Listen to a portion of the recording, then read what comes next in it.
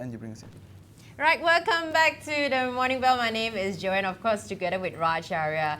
Sometimes God is kind, God is great. You see, I have a handsome guy sitting next to me, and Alex, how have you been? I've been great. It's so nice to be back on the show with both of you guys. Yeah. I've been seeing Raj come on a lot of fashion shows. Oh, really? Oh, shucks. Yeah. Low profile, low profile.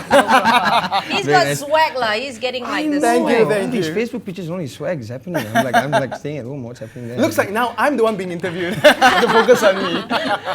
Well, the first time when you came around for Morning Bell, we talked about Vima. Yep. And of course, for those viewers who have missed out that episode, why don't you share with our viewers about your personal background before you become a singer? Oh, before I became a singer, I was basically doing IT in Australia. So I got my Bachelor of Science in computer science in Australia, and then after that, just started playing music. Got my PR down there, and then just started busking in the streets of Perth.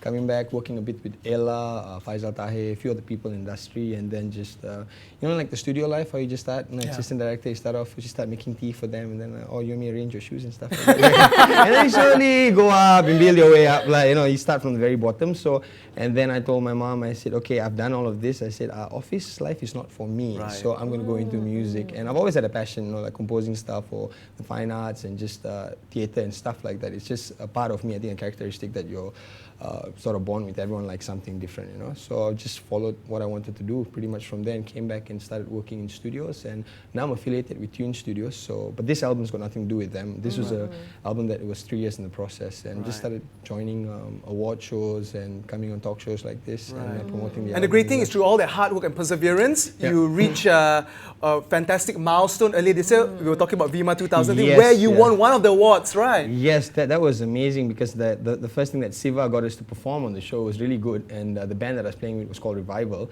and I thought we did a really good show. And then towards the end, to top it off, the next day we're heading off to Langkawi, and my partner was heading off to India, and they said, okay, and the winner of the best rock song is Alex, and I said, like, thank you God so much. It's such a good feeling there, but I really didn't expect it, because it was the whole of Southeast Asia, and all the other bands, a lot of other bands were involved, and a lot of great nominations as well.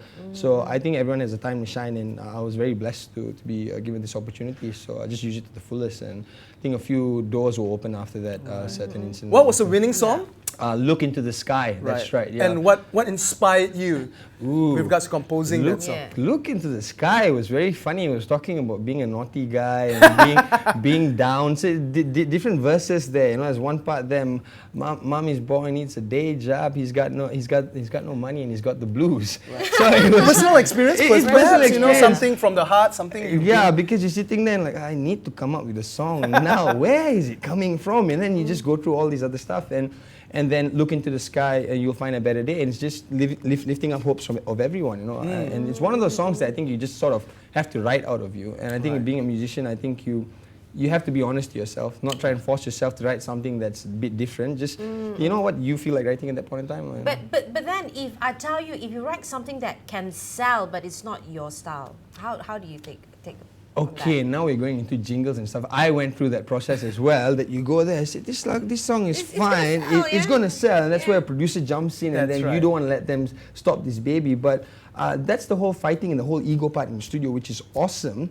And then, but you have to record the song. Once you record the song and you come back and you have it in an album and you play it over and over again in the car, and then you get feedback from people. Just like this album, it's like, I love that song, but this song's not too happening. One more guy goes, I love the whole album, I love the artwork and everything. And you sort of find your market, I think. Is it a bit like trial and error kind of thing? Trial and error a bit there. And you also, as a musician, you find your voice and what sort of genre you want to jump into, because you just can't jump in and say, I'm into rock and indie, But you could actually be into R&B, you never know. You could be a George Benson, you could be into jazz, you never know. You never know. You mentioned something very interesting, the word indie. Now, you are an indie singer-songwriter, for example. That's right. Now, for those out there who are wondering what indie, it's not Indiana Jones, by the way.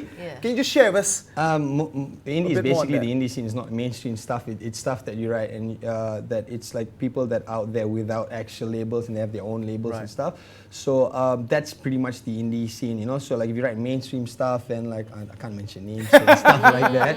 You get the drift, guys. You guys get the drift. It's basically you're an indie artist. You're coming out. You're a bedroom singer. You sing stuff in your bathroom and stuff like that, you know. And and you need the support from people, and that's pretty much the indie independent. Scene. Yeah, pretty much under independence. Yeah, thank you, Raj. Right, no worries. Yeah, How can you get the motivation? Because you see, having a day job does secure you monthly, and then being as it used to his past tense. Yeah. It used to.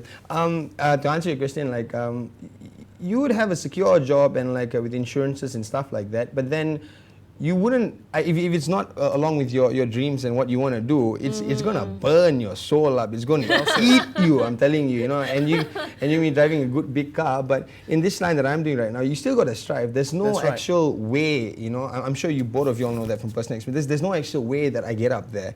Another musician come and ask someone else like, how do I come up there? I said, I don't know. You have to create your own path. It's like a jungle, and just like go through there and just jump on any opportunity that you can. But it motivates you when people come back and say, I like that song and it was real and it meant something. The bigger thing is if you're working with a cause.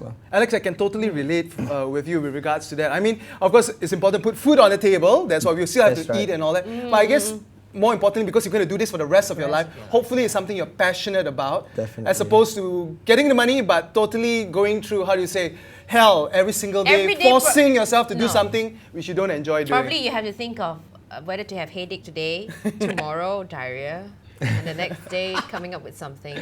Right. Well, I used to have that IT job and like sleep 4 hours a day. I used to busk on the streets of Melbourne, work in a company, and also do performances. But now what I do as a daytime job, I perform in a club. I perform in a loft hotel every Friday, 7 to 9, just an acoustic set. So I think it's your part there where you have to you can't really write your own stuff there. You got to entertain, and that's part of part of being what you are.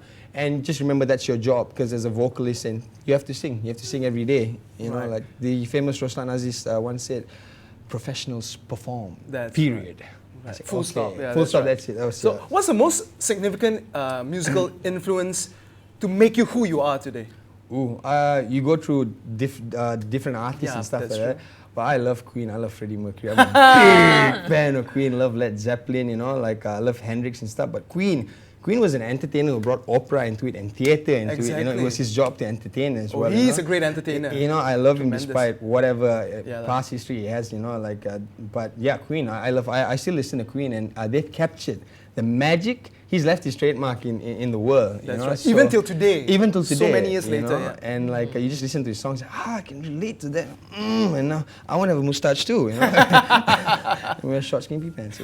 Anyway, but yeah, Queen, Freddie Mercury, Led Zepp, heaps of other bands, even local artists. I'm very inspired by the late Paul Ponadore as well. That's right. Yeah, you know, amazing, talented person. You know, guitarist, never got that much recognition. Voted top best 14 blues guitarist in the world. Played with so many big cats, you know, and he was just about the music, you know, and he took songs and turned them into their own renditions. Okay. Right, to all our viewers out there, you have any questions for Alex, you know where to email us at updates@capitaltv.my or tweet us at @thecapitaltv. We're going to take a short commercial break. Don't go anywhere. We'll be right back after this break.